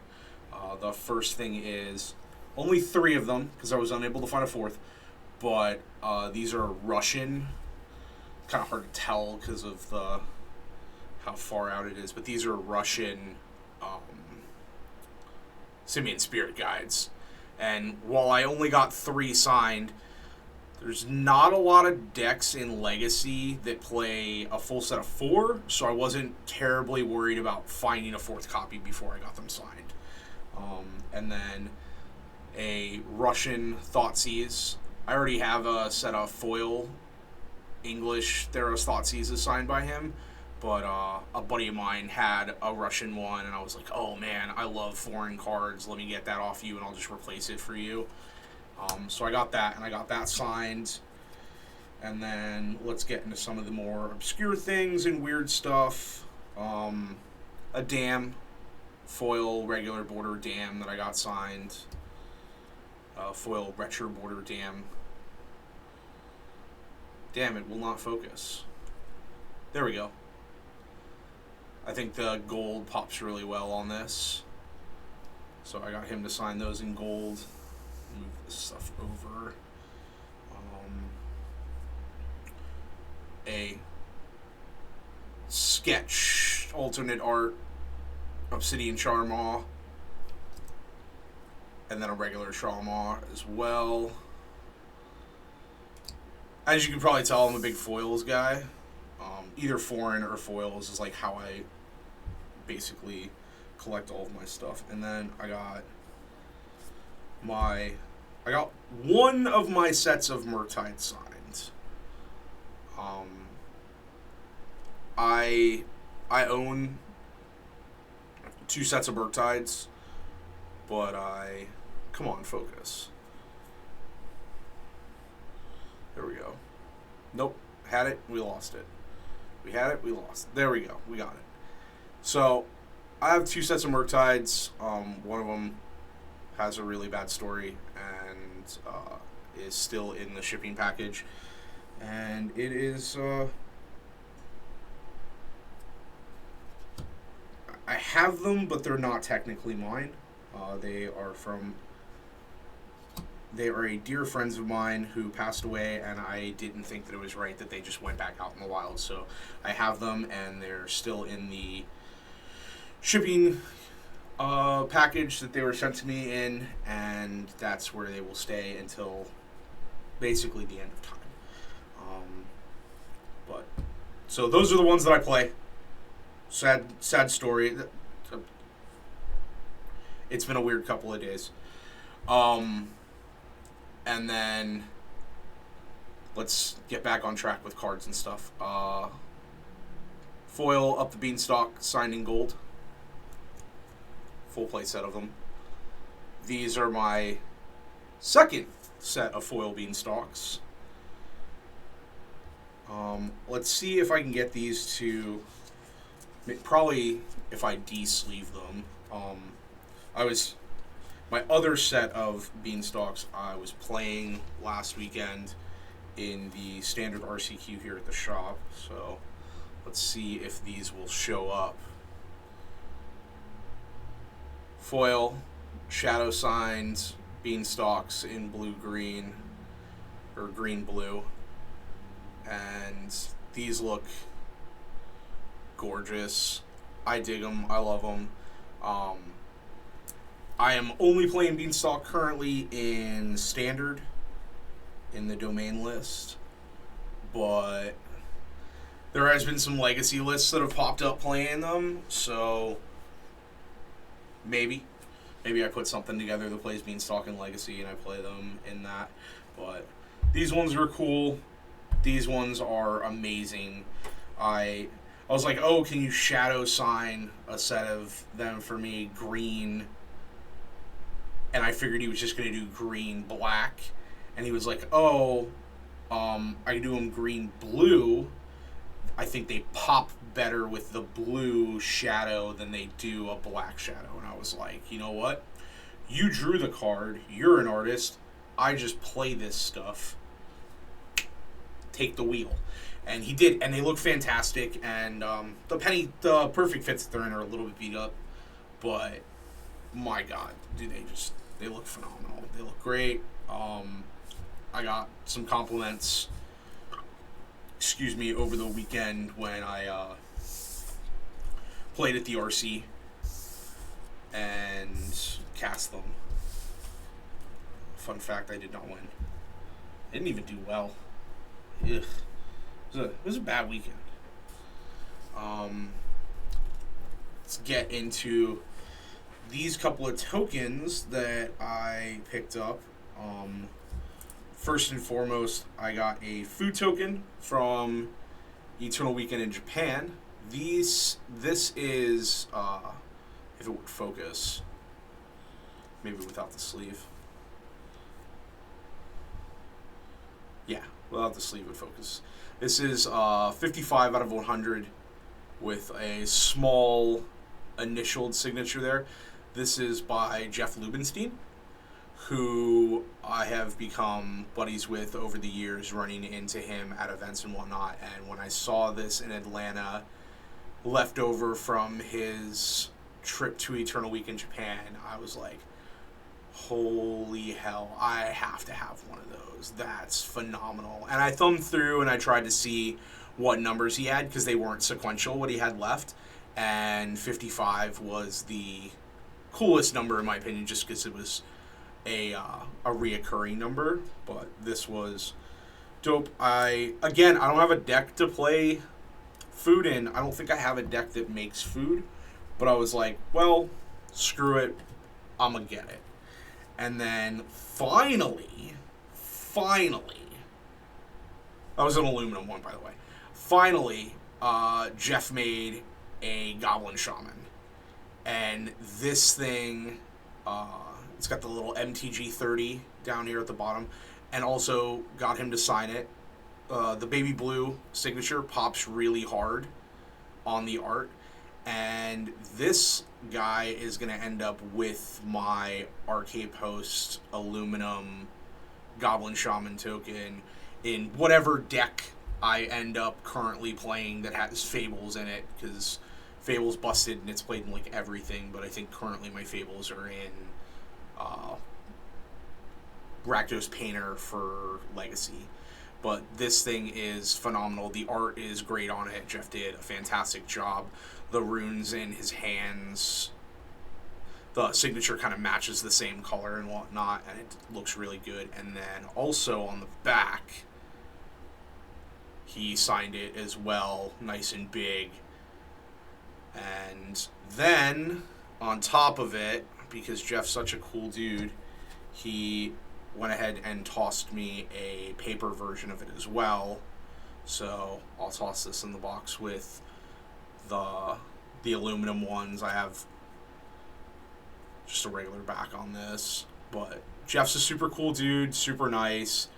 I met him a couple years ago in Tampa, and we've become buddies and whatnot. We always mention that every time we see each other at events, we catch up and whatnot, and keeps mentioning that we need to bend the elbow, aka have a drink together. I don't drink, but he's right. We do need to go and do something outside of one of the cons whenever we get a chance. So hopefully in like a month, give or take, when I'm in Denver for RC, for the modern RC, when I get to see him, we'll get together and do something. And I'm also booked up and whatnot to go to Chicago for the PT and play some side events and stuff there, and he'll be there. Now, let's get into the stack. And when I say stack, I legitimately mean stack of RK Post signatures. I had just seen RK Post the week prior in Pittsburgh for Eternal Weekend, and I gave him some stuff to sign. You guys saw that, and I picked up some tokens and things like that. But I have just so much RK Post stuff, because basically, like, anytime anybody sees RK Post stuff in a bulk box or anything like that, they pick it up. Or anytime they find anything that's like $3 and less, they grab it and they gift it to me. or it's in like 50-cent bulk boxes, and they're like, yo, here's more RK Post stuff. And eventually I'll just end up with like a 4x4 binder that's just full of RK Post signature stuff. So I have a pair here, 2 of them. The Graveborn Avatar of Woes, signed in gold. And then a foil 10th edition Avatar of Might. I have a lot of the avatars. I started playing in Prophecy. So the avatars and RK Post art kind of was like the first introduction to Magic as far as from like an art aspect that I ever got. And it drew me into the game. Foil Retro Border Tide Howl signed. This is the 44th one that he's done. With the date on it, he dates and numbers a lot of the things that he signs. And then super happy to finally have these signed and completed. My playset of full art Memnites. Like, I know they're not foil, and I wish they were foil, but the signature that he did, the shadow signature in chrome / silver with the black backing. Again, I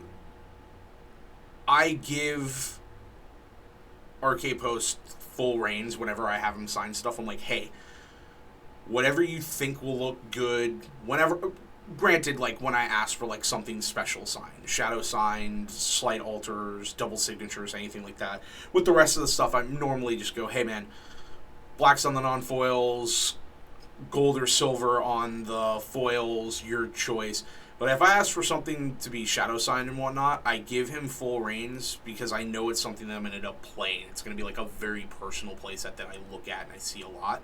And he suggested to do the chrome paint pen with the black background, and that's why he's a phenomenal artist, because this looks absolutely insanely good. Like, I don't play Hammer or Affinity in Modern currently, but just so that I get to look at these more, I might put Hammer Time together, or another deck that plays a full set of Memnites, just so I can look at these more, because they look phenomenal. I do have a print of this as well, so worst case scenario, I sleeve these, put these with the framed print that I have that was a gift from a great buddy of mine, and I display them so that I can look at them all the time as well. That's my other option. And then we'll get into some of the other just run-of-the-mill cards. A English Tide Howler Scholar. Because of the Memnites, it's not going to focus. So let me move them out of the way. If I move the cards out of the way, the background will not eat up the focus. Yeah. Just a regular signature on that, 309. We got a Torchling, numbered 65. Avatar of Fury, numbered 73. And then we get into the unnumbered ones.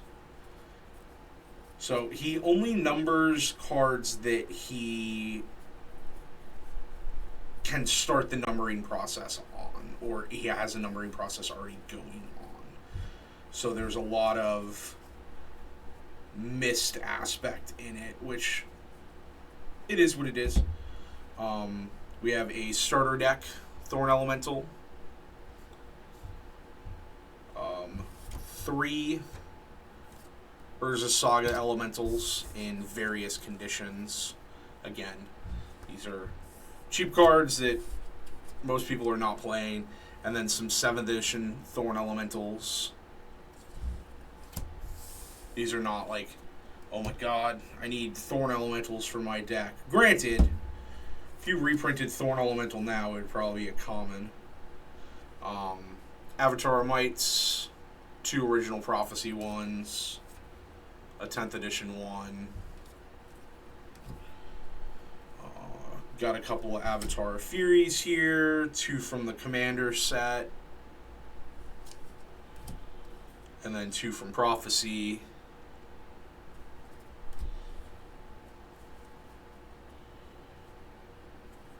A couple Avatar of Wills,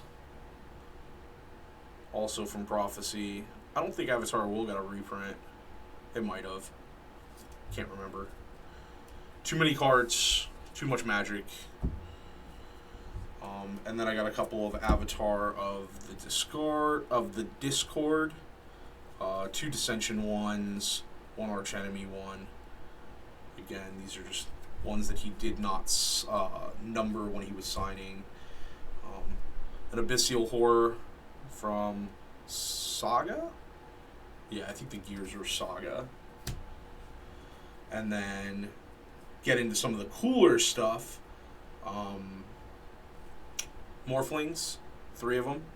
I did pick up my 4th one to get signed as well. These will end up in a either a control shell or a Simic mid-range pile that I'm building for pre-modern. So these ones will actually get played. So I was happy to get these signed. I didn't do anything fancy on them. Maybe next time I see him, I will get him to add something to it.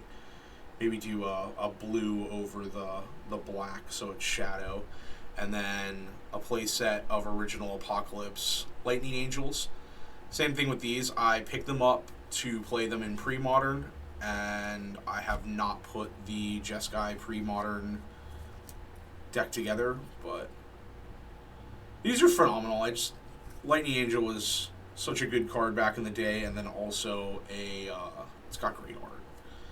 And then we'll get into the pile of Avatar of Woes. And you can see like various conditions on this. Like this one is bent. Like this one's got a hard crease in it. You can see the crease on the front. And this is just going to end up in a binder somewhere. This will eventually be in my signature collection binder. And then a just absolute stack of various condition Avatar Woes, all from Prophecy, all signed. One that's pretty HP with a lot of wear and a lot of dirt and grime on it. This one's M to HP as well. Another MP one. This one's damaged. The whole top section of it has got a bend in it. Like that is not a flat card. I don't even know if that's sleeve playable at this point. And then another one that's pretty close to MP, and then one that's, yeah, again, another MP one. But Avatar Woe was like the first thing that I saw when I got into Magic as a kid back in 2000 was posters for Magic the Gathering with Avatar Woe on it, and I was just like, what is this? Because at the time I played Pokemon. I was a kid. Was young. God, I can't. I'll be 36 this year, so 36 minus 24. I was like 12, 11 or 12. I think I was 11 because I don't think I had turned 12 just yet that year, but like seeing that art at 11 or 12 years old and being like, this is crazy, this is dope. Like, I want to play this game. I don't want to play just Pokemon. Got me into Magic, and it was RK Post. It was his art that did it. Pull the sleeve off of this and show this off. This is the only other thing that I picked up while I was in Atlanta. There wasn't a lot of cards that I was able to pick up because there wasn't, like, they just weren't on my, they were on my radar, but they weren't available from artists. I missed out on a card that I wanted to pick up at Eternal Weekend, and then when I went by and saw the vendor again, they didn't have it. They didn't. Not that they don't have it anymore. They just didn't bring it. Different inventory for different style of events. But I did pick this up. This is a One Ring token. You guys probably remember the One Ring tokens from the last video for Eternal Weekend. But this was the last gold edition aluminum token that he had. And he signed the front of it. And this one will stay with my fully foiled, mostly non-English modern Tron deck as my signifier for protection whenever I cast the ring. It looks phenomenal. It's got nice weight to it. And I absolutely love it. I dig it. This is fantastic. This is probably one of the coolest things that I was able to pick up. I didn't even know that he did this in the gold, in the aluminum. I thought he just did regular ones. But yeah, this was phenomenal. I was super stoked to see this when I went over to his booth and I picked it up before the end of the weekend. That was like my big purchase to myself as a little thing to grab while I was there. All right, so I've shown off my stuffs, my things, my precious is. Oh, let's click back over to just my ugly mug, and do the silver lining portion of the fact that this is coming out so late. Announced yesterday, so today is Friday the 12th of January. Announced yesterday by Wizards of the Coast is that at the end of 2024, or basically mid-2024,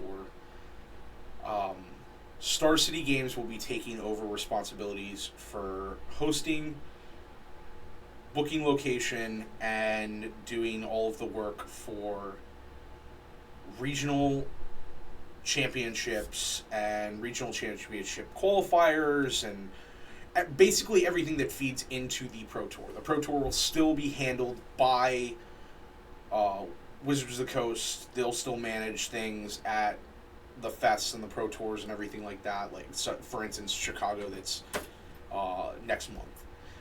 Wizards is going to handle all that stuff, and it's still going to be WotC judges and everything like that. Granted, we don't know what's going on with the lower level judges because there is no Judge Academy thing. That's another subject. As far as from your store standpoint with RCQs, which then would feed into RCs, which then feed into the Pro Tour, things should not change for you as a player playing at store level. Your LGS will still run an RCQ the same way they've been running RCQs for the last year and change, while DreamHack was involved, and DreamHack had the contract to do everything. We knew that DreamHack was not going to hold the contract and it was not going to be renewed with DreamHack. And the first big sign of that is, of course, Denver in February is being hosted by Laughing Dragon, and it is not going to be at DreamHack San Diego, which originally was supposed to be the location for it. DreamHack has contracts and hosts a San Diego, a Dallas, and Atlanta event each year. And that's when the RCs were supposed to be. They were supposed to be 3 times a year at the great big DreamHack events that they were going to host and they were going to put on. Laughing Dragon took over, and hosted in Denver, or will be hosting in Denver for the modern RC. That was the first kind of wake-up call that we all kind of got, that WotC basically, in some way, shape, or form, is not happy. Because if they were happy with DreamHack, they would be renewing the contract and DreamHack would just be continuing on. So they're either not happy from a financial standpoint, or they're not happy from a organized standpoint, or maybe it's both. Who knows? They really didn't say why they were stepping away from DreamHack or not renewing the contract. But SCG is the one that has stepped up and stepped in to take the reins. As somebody who played in tons of Grand Prix back in the day that were here on the East Coast hosted by SCG, I am stoked for this information. SCG cons are fantastic, and that's when the RCs will be held. RCs, the regional championships, will now be a portion of SCG Con, and SCG Con is free. There is no get-in-the-door entry at SCG Con. So if you're like some of the guys here from the team the last few events that didn't qualify, and you want to go and hang out and support your boys that did qualify, or you want to play in last chance qualifiers, or you want to play in side events, or you want to do drafts, or you want to play commander pods, you don't have to dish out $100 or $150 or even $60 or $70 for a single day pass to just get in the event, which is huge. That created a big issue with Atlanta because of the BNR announcement. I know people who backed out and decided not to go. There's some of them were people that were supposed to room with me in Atlanta, and they were like, yeah, with the BNR announcement, I don't want to try to chance last day and last chance qualifiers because of the BNR announcements and whatnot happen. Plus it's like $120 for the weekend pass. It's $60 for one day to get in and whatnot. And also, from a personal standpoint, I've been to all of the dream hacks that they've done. I qualified for all of them, so I didn't have to pay to get in. But the way that DreamHack kind of treated the Magic aspect was, it was very much a, we got paid to do this, it's over there. It was, you see DreamHack and you see the production value that is put into everything with these giant banners hanging from the ceiling and the barriers put up with the DreamHack logos and CSGO logos and League of Legends logos, and then the Monster sponsorships and everything like that, and all of the production and the lighting and neon and everything that makes it flashy and eye-popping and whatnot looks great. And then over in the corner is all of the Magic players, basically with like paper signs on the door or on the wall that say Magic the Gathering, and no banners, no lights, nothing fancy, nothing to show off like, hey, Magic the Gathering as a paper event attached to DreamHack is a thing. It almost feels like and has felt like these are two completely different conventions and two completely different situations that are happening, and somebody forgot to put a wall up, like one of the temp walls up in the hallway so that they would be separated. Is 100% how it's felt. And a lot of the DreamHack employees and the ones that kind of hang out and stick around and basically in the Magic the Gathering area give you the vibe of they drew the short stick or the short straw. Like, they wanted to be over with the VR area, or they wanted to be over working over by the stage during the CSGO tournaments, or whatever. They wanted to do anything other than stand in the well-lit area where the Magic players were, which gives a bad vibe, because SCG staff is not like that. Channel Fireball staff is not like that. Card Titan staff is not like that. Pastimes, who has hosted Grand Prix back in the day, like, the staff that's there knows Magic, understands Magic, knows how Magic players are, and enjoy being there. You didn't get that vibe out of the DreamHack staff, which sucks. Because, like, if it was the first one, cool, I get it. This is a new thing for you. You want to be over in the cool area where everything is kind of flashy and everything is kind of going on. To get that vibe in Atlanta a year later, after they've done a couple of these, is very discouraging. So it's very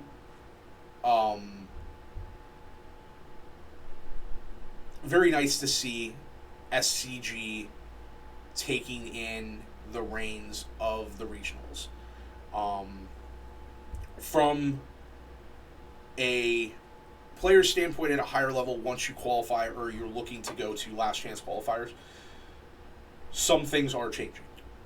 First off, it will be part of SCG Con, which means it's not a locked location rotation every year.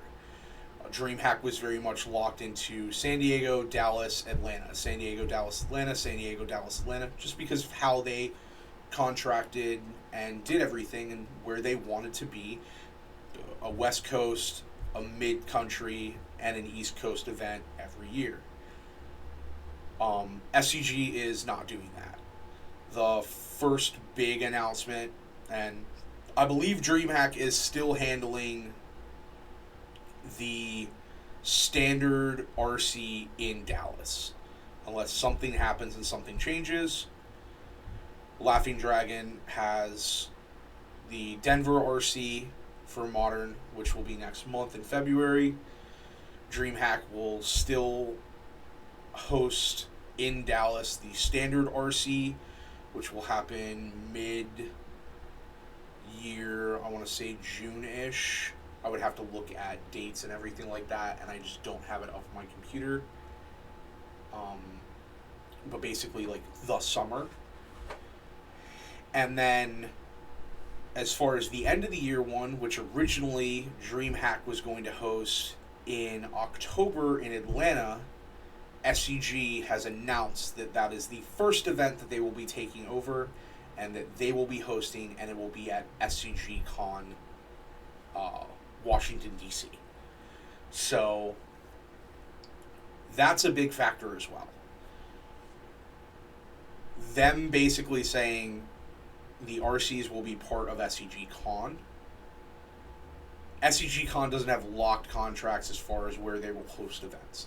The only thing SCG kind of locks in and hosts events at consistently is Roanoke in Virginia, because that's where they're based out of. They're based out of Virginia. So they host events in Roanoke. Outside of that, they host stuff everywhere. Cincinnati, Chicago, Dallas, Houston, Pittsburgh, Washington, or Seattle, Philly, you name it. You name a big city, there's been an SCG there or around it. They've even done them in Orlando and Atlanta and closer to the Southeast and even some of the other coastal states around the Gulf. So the exciting part of that is that as Magic players, we get to really travel again. I know that me personally and a couple other friends of mine miss the old Grand Prix days of being like, yo, there's a Legacy Grand Prix in Ohio. Let's go. Or there's a Modern Grand Prix in Indianapolis. Let's go. There's a standard or a sealed GP down in Miami. Let's go to that. and traveling to different states and different areas and different regions and getting to see new cities that you haven't been to before, or going back to cities that you have been before and you enjoyed. With the DreamHack cycle, it felt kind of boring and it felt kind of weird. Like, I already was burnt on going to Atlanta 2 years in a row in October, or in like October, November, and then this year now in December, because I go to Atlanta all the time. So I was like, I'm going to Atlanta again for another Magic thing, because it's kind of close by. I would have loved if Atlanta this year wasn't Atlanta, it was Chicago or somewhere in the Carolinas, Charlotte or something. Like, just to mix things up and give a change. So seeing that SCG is taking over and that mix-up will happen is a great thing from like a travel aspect as well. It also makes things a little bit more accessible to other players. I know that some players dreaded the fact that also with the rotation like of event locations with DreamHack was the rotation of formats, that Pioneer was going to be in Atlanta every year. And they were like, I don't want to travel all the way to Atlanta. I live in California, or I live in New York, or I live in Canada, or I live in Chicago. And I don't want to go all the way down to Atlanta in the wintertime. Flying in the winter during the holidays sucks. And I'm like, yeah, it does. It's really, it's not fun to fly. I got lucky I got to drive. Going to DC is, I mean, it does suck for people that are still out on the West Coast, but it's a lot. Knowing that things will be moving around and it's not locked, it makes things a little bit more accessible. Who knows? After SCG Con DC at the end of the year, the next one for the following season could be in Seattle. I've never been to Seattle. If I queue, I'll go. If I don't queue, I might go. Because I don't have to worry about the fact that it's going to be an extra $200 and some odd to get in the event just to hit vendors and play last chance qualifiers. That's probably the biggest thing to me. The fact that you're not having to pay to get into the event. I had a couple of friends that queued from one RC into the next, and DreamHack basically told them, yeah, you did real well at the last regionals, but that doesn't matter. Pay us to get in. And he's like, I gotta pay to get in here to play in the event that I got invited to by playing good in the last event? Meanwhile, and like, some of you might be hearing that and being like, yeah, you should pay to get in. If you win at a store level, you don't have to pay. Your entry is free into DreamHack for the entire weekend. So think about that. There's LGSs all across the country. If they're WPN Premium, their regional their RCQs hold 2 invites, and they hold 2 events a year, 2 events a season. There was over 1,300 players at Atlanta. The majority of those players queued from a store level, not from Dallas prior, because I believe it was only top 32 or top 48 that moved over. So 1,250 roughly in the main event. Granted, some of those were last chance qualifiers. Let's just say 1,200 players, give or take, won at a store level and got free entry in. That's part of your winning. That's part of you showing that you are a good enough player to qualify. Is being invited. You shouldn't have to then pay on top of that. Alright. I've rambled. I've gone on. I've showed off tokens and everything like that, and shown off signatures and everything that I've gotten. This will be a editing fiasco for Ashton to figure out.